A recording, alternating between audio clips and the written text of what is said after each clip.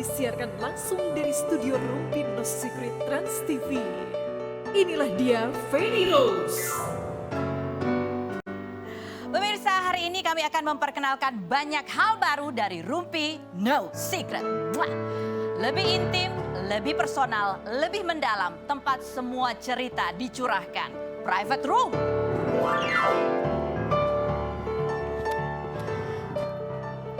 Di sini, semua bintang tamu harus menjawab dengan jujur apa adanya. Apakah pertanyaan saya merupakan sebuah fitnah atau fakta?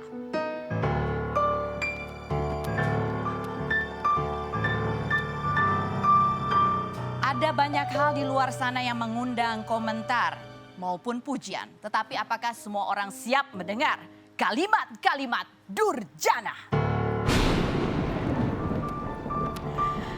Dan tentu saja ada banyak hikmah yang bisa kita ambil dari berbagai cerita. Dan kini saatnya kita untuk Rumpi No Secret.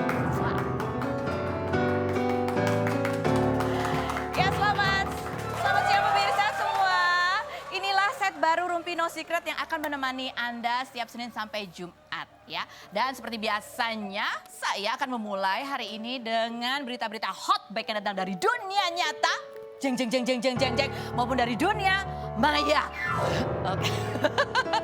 Ada berita apa yang hot yang akan kita highlight hari ini? Tentu saja yang lagi ramai yang tadi jam 10 datang untuk menjalani pemeriksaan sebagai saksi adalah Marcel ya. Bahkan nama Marcel, komedian Marcel ini trending di Twitter nomor 1. Kenapa dia diperiksa? Yaitu berkaitan karena dia itu dianggap sebagai apa sih namanya, pembeli konten-konten yang dibuat oleh inisial D. Ya, konten-konten dewasa yang dibuat oleh si perempuan inisial D yang dijual di sebuah aplikasi yang memang khusus untuk konten-konten dewasa. Begitu, ini salah satu yang membeli adalah komedian Marcel gitu ya. Nah, kita lihat sekarang tadi jam 10 sudah ada liputannya bagaimana suasana ketika Marcel datang ke kepolisian untuk menjalani pemeriksaan sebagai saksi. Kita lihat, ini ada videonya berikut ini.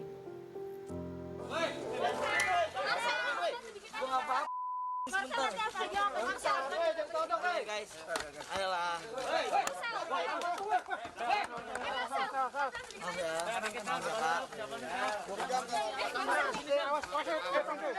Pintunya buka di sini, woi.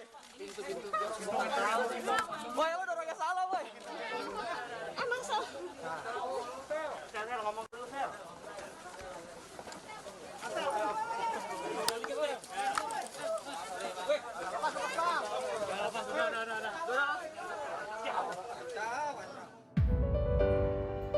Baik, dan juga ada wawancara dengan Kombes Pol Endra Sulpan, Bapak Kombes Polisi Endra Sulpan gitu, yang ditanya wartawan seputar bagaimana jalannya pemeriksaan, terus kemudian juga pasal apa sih yang bisa dikenakan kepada Marcel, terus seperti apa nantinya ke depannya begitu ya. Karena kan kita perlu tahu ya, kalau dia diperiksa sebagai saksi ataupun nanti statusnya berubah begitu, pasal apa yang dilanggar.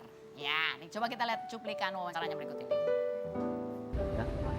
Jadi saudari D ini yang sudah ditetapkan sebagai tersangka karena menjual konten-konten dewasa di aplikasi yang memang khusus menjual konten dewasa itu diperiksa polisi itu sejak dia itu wawancara di sebuah podcast gitu kan, dan dia mengaku kalau dia itu membuat konten dewasa. Ya ketahuan lah ya kan, akhirnya dia jadi tersangka. Nah, setelah ditelusuri tuh Google Drive-nya, ada banyak kan, terus ada ya nama-nama orang yang membeli konten-kontennya. Nah, salah satu si komedian Marcel itu yang dipanggil sebagai saksi. Tapi kalau menurut logika, kalau emang banyak gitu kan yang membeli, berarti harusnya bukan cuma Marcel dong yang datang untuk dimintai keterangan sebagai saksi, ya enggak sih? Harusnya yang lain-lain yang bukan public figure juga gitu. Nah, kasus ini sebenarnya menuai banyak sekali pro dan kontra ya. Ada yang mengatakan bahwa ya kan orang dewasa gitu ya, kata Kiki Saputri, orang dewasa beli konten dewasa gitu, dan ini kontennya juga dibuat apa sih istilahnya, nggak ada paksaan gitu ya, di sebuah akun yang memang tidak untuk disebarluaskan gitu deh gitu ya. Jadi kenapa kok ini bisa kena pasal hukum gitu ya, karena kan mungkin hukum di Indonesia juga beda ya mungkin sama yang di luar gitu. Komentar para artis dari postingannya Kiki Saputri. Kiki Saputri bikin video juga di Instagramnya ya. Komentarnya juga banyak yang memberikan semangat. Ada banyak temennya Marcel juga. Coba kita lihat komentarnya, kita bacain ya. Dari Denny Cagur. Kerikil kehidupan, saya tetap jadi Marcel mania katanya gitu. Yang berikutnya ada komentar dari Siapa? Gading. Uang bayar kok. Sini cerita-cerita.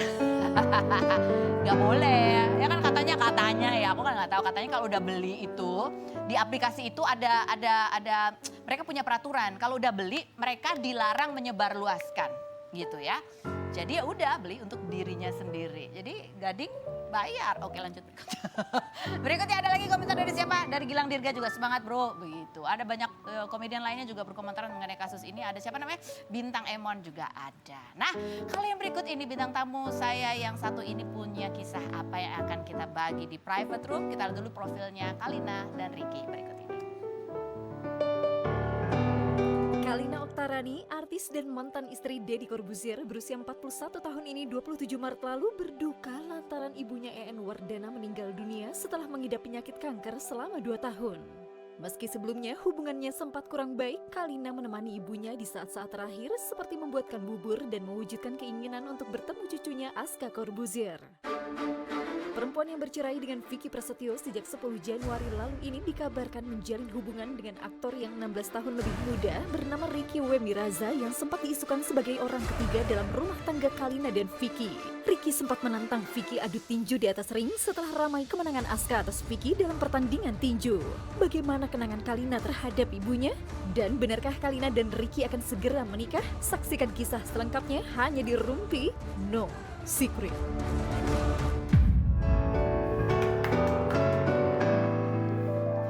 Sudah bersama Kalina. Kalina aku belum mengucapkan secara langsung ya turut berduka, turut berbela-sungkawa. Terima kasih. Pasti masih terasa banget apalagi memasuki bulan Ramadan. Banget, kamu menjalannya. banget Mbak. Jadi aku tuh pas lagi terasanya banget tuh pas hari ketiga pas mama pergi. Di situ tuh aku baru nyadarin bahwa banyak banget pertanyaan-pertanyaan kalau misalkan yang suatu saat nanti aku mau bertanya tapi aku nggak tahu harus menanya ke siapa lagi. Kamu mau nanya apa misalnya? Kayak waktu tuh kan aku lagi ngobrol-ngobrol nih sama ntar ada orangnya gitu. Jadi aku bilang, ya waktu itu Aska tuh ASI tuh 3 tahun 1 bulan. Terus kamu berapa lama? Nah saat itu tuh aku kayak refleks pengen nanya ke mama terus pas baru inget, mama udah nggak ada ya gitu. Aku sampai berapa tahun ya ma gitu. Jadi kayak langsung mikir nanya ke siapa lagi ya kalau ada pertanyaan-pertanyaan kayak, apalagi kalau lagi bulan puasa gini kadang-kadang aku tuh suka nanya resep-resep mah. Padahal aku tahu resepnya cuma seneng aja gitu kadang-kadang kayak digangguin mama resepnya rendang tuh apa aja sih, kayak resep ini apa sih, resep itu apa sih, terus dari itu yang kayak paling kangen sih bakal dulu aku tuh sering banget minta dibikin ketoprak mama dan buat aku tuh the best ketoprak in the world dan sekarang aku nggak tahu harus minta bikinnya sama siapa. Jadi kayak dan sekarang tuh aku lebih mellow banget kalau udah ngebahas mama bisa langsung refleks nangis karena memang aku udah nggak tahu harus minta ke siapa lagi. Sebenarnya sih perintilan kecil yang kayak small things yang buat orang-orang mungkin nggak penting banget tapi buat aku tuh justru itu meaningful banget. Apalagi tahun kemarin tuh mama yang bikin aku, mama tuh dari kursi roda masih sempat bikinin rendang untuk aku buat lebaran, bikinin semur untuk aku gitu. Terus sekarang ya paling nanti sendirian, lebaran sendirian. Sebelumnya kan kamu sempat lah ada ya namanya hubungan ibu dan anak. Kadang-kadang kan juga ada Iya. bersih tegang, Ada berbeda lah. pendapat. Nah, ketika saat kamu datang lagi, Gak ada ketemu lagi gitu sama mama. masalah. Memang Ngobrol ada apa tapi awalnya? biasa aja sampai bahkan mama juga maafin mama ya Neng ya gitu. Gitu. Demi Allah mama tuh bilang maafin mama ya Neng. Terus dari itu aku juga kita sama-sama pelukan minta maaf dan pas mama di ICU juga ini maaf banget bukan berarti aku tuh menjelekan atau ngomong apa gitu. Mama sempat bilang iya mama sekarang tahu dia orang jahat. Mama bilang begitu. Mama bilang gitu. Kamu nggak ngomong apa-apa padahal? Enggak ngomong apa-apa. Mbak cuma bilang mah aku lagi urusin ini kan adalah yang diurusin gitu. Terus sampai mama bilang katanya mama kan suaranya udah nggak jelas kan udah terbata-bata banget. Mama mau telepon dia. Tapi kalau telepon biasa kan mama nggak kedengeran suaranya sampai akhirnya minta video call. Berapa kali telepon nggak diangkat. Gitu. Mama mau ngomong apa? Nggak tahu karena nggak ngomong sama aku kan makanya mama udah susah ngomong intinya mama pengen ngomong sama dia karena aku bilang sekarang masalah tuh kan makin jadi kayak bola salju gitu kan Tapi pihak sana bilang katanya, udahlah kalau diundang di program TV mana nggak usah ngomongin sana lah. Ini kan awal masalahnya dari sana juga gitu. Sampai akhirnya aku bilang, aku pengen ketemu orang dulu mah, pengen coba diskusi, konsultasi untuk masalah ini gitu. Akhirnya mama kayak sekuat tenaga berusaha banget untuk ngomong, itu terakhir aku dengar suara mama. Bilang apa? Neng, Rani nggak salah. Neng, Rani nggak salah. Bismillah, Rani nggak salah. Jadi kayak narik nafas, terus ngomong, habis itu udah nggak bisa ngomong lagi. Ketika kamu mendengar itu terucap dari mama, apa yang kamu rasakan? Doain Rani ya. Itu aja, doain Rani ya. Tapi kamu merasa lega? Aku sekarang gini, karena aku tahu kok nggak salah ya. Permasalahan akuan sama mama itu adalah permasalahan ibu dan anak dari itu udah dari lama lah, mungkin dari sejak aku kecil gitu. Tapi di sini kan ada yang maaf ya, yang mengembangkan itu menjadi suatu konten untuk kepentingan pribadi. Tapi insya Allah aku maafin itu. Gitu. Karena mama aku sekarang udah tenang, aku juga udah nggak mau yang namanya mungkin gimana lagi tentang itu. Cuma kalau boleh aku sedikit bicara, di saat yang di sana bilang katanya bakal urus mama segala macam, nggak ada, dia nggak ada urus mama selama mama di rumah sakit itu kan berminggu-minggu nggak ada. Apa yang berkecamuk di dalam diri kamu, Kalina, ketika kamu tahu bahwa wah kayaknya mama nih nggak bisa bertahan gitu. Pada saat detik-detik terakhir itu apa yang berkecamuk? Yang aku sedihnya, yang aku sedih tuh sesalkan tuh bukan penyesalan dari diri akunya ya. Mama tuh ngedrop setelah masalah itu ada gitu. Makin ngedrop. Tapi balik lagi, namanya takdir ya gitu. Mama tahu kok kalau misalkan anaknya tuh nggak salah. Dan yang terpenting adalah mama udah maafin aku juga. Kita udah saling memaafkan. Dan yang lebih pentingnya lagi adalah di saat hembusan nafas mama terakhir, aku yang menuntun mama.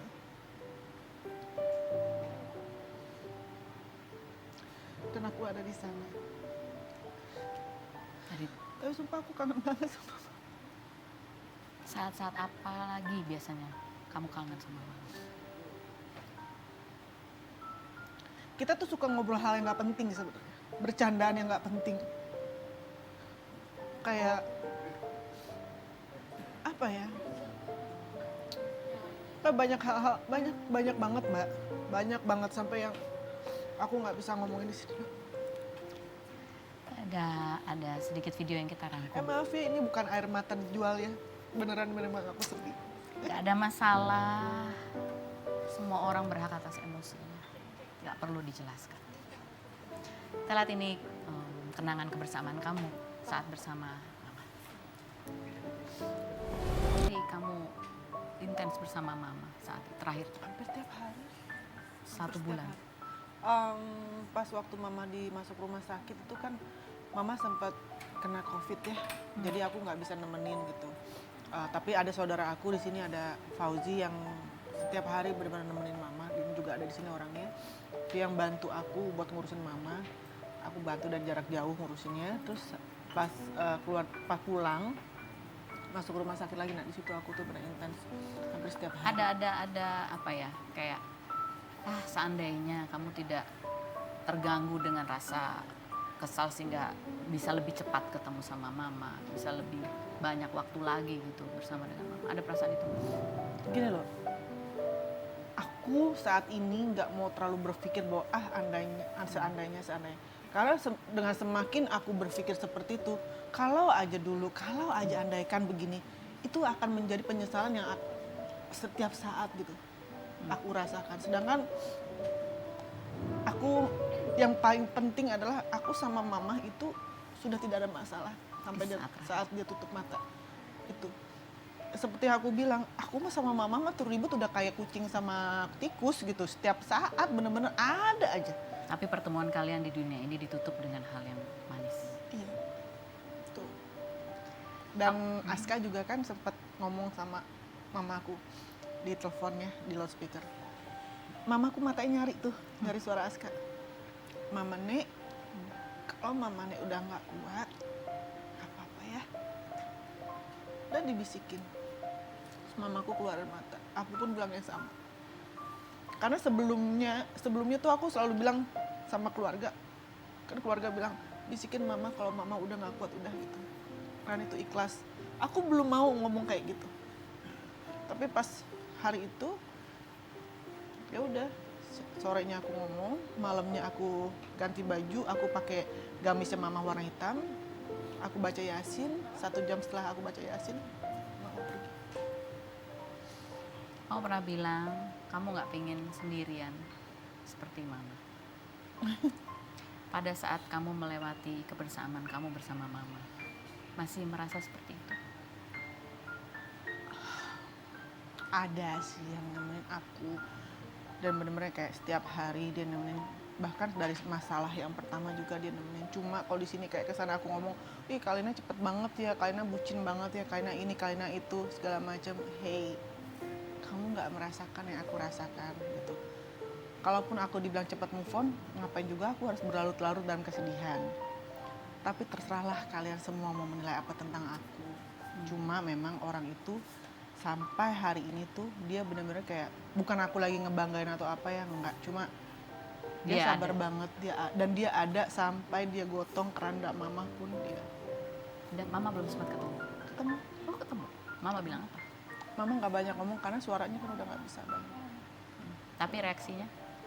Nggak, biasa aja, nggak ada lagi marah, nggak apa, bahkan sempat bercanda gitu kan, ada, aku punya peliharaan dulu kan gitu, hei jangan panggil dia ini, tapi gitu, terus sampai kayak ketawa gitu, ya udah. Gitu. Dan teman kamu yang baru ini, yang berkomitmen tapi bukan pacaran, yang namanya inisialnya Ricky, itu bukan Indonesia. kan sempat ya ada banyak cerita lah ya. Udah kamu kenalin juga ke teman-teman kamu belum? Udah, temen Aming aku udah juga. tahu? Aming tahu. Aming komentar apa? Coba kita lihat Aming dulu. godain dia malah. Oh, kita tanya langsung nanti ke Aming. Kita lihat Ada dulu profil Aming. Aming berikut ini. Aming, komedian dan aktor berusia 41 tahun ini mengaku mengalami isu kesehatan mental karena pernah menjadi korban pelecehan seksual oleh orang terdekat saat SD hingga kuliah, bahkan sempat mencoba untuk mengakhiri hidupnya. Mantan suami DJ Evelyn Nada Anjani yang menikah pada Juni 2016 namun bercerai setahun kemudian ini viral lantaran memposting foto bersama Ariel Noah dan Luna Maya dengan caption jodoh pasti bertemu. Hingga ramai dikomentari netizen yang mendoakan Ariel dan Luna balikan. Anak ke-9 dari 10 bersaudara ini juga memposting foto bersama Wulan Guritno dengan kekasih barunya Sabda Ahesa yang 15 tahun lebih muda dari Wulan. Bagaimana cara Aming berdamai dengan dirinya ketika mengalami isu kesehatan mental? Dan benarkah Aming belum dikenalkan dengan kekasih Kalina Oktarani? Saksikan kisah selengkapnya hanya di Rumpi No Secret. Something really good. Oke, baiklah. Sekarang saya sudah bersama dengan Ricky persis di sebelah saya. Hola, Carlos. Hola, jadi kamu nih orangnya. Hitam, kucing banget ya kita. Kenapa, Kamu Kak? janjian pakai baju-baju hitam. Iyalah, aku sama dia bukan sama kamu. Oke, langsung kita akan tanya-tanya kepada mereka bertiga pertanyaan yang harus dijawab dengan jujur apa adanya. Apakah pertanyaanku ini jawabannya fitnah atau fakta? Gue tuh kayak nggak demen banget ya duduk di kursi ini. Padahal kursi udah diganti loh, kamu masih gak demen juga? Oke, baiklah. Kita bertanya untuk yang pertama, pertanyaannya kepada Ricky. Fitnah atau fakta? Kalau kamu deketin dan nembak Kalina buat jadi pacar itu sebenarnya karena kamu pansos aja, kamu pengen terkenal. Fitnah atau fakta? Fitnah dong. Fitnah? Fitnah. Bener? Iya? Iya. Beneran? Ini serius bukan settingan? Beneran? Hah? Jadi gini loh, Carlos. Oke, selain berikut ini ya, jangan kemana-mana. Tetap di Ruby, No Secret.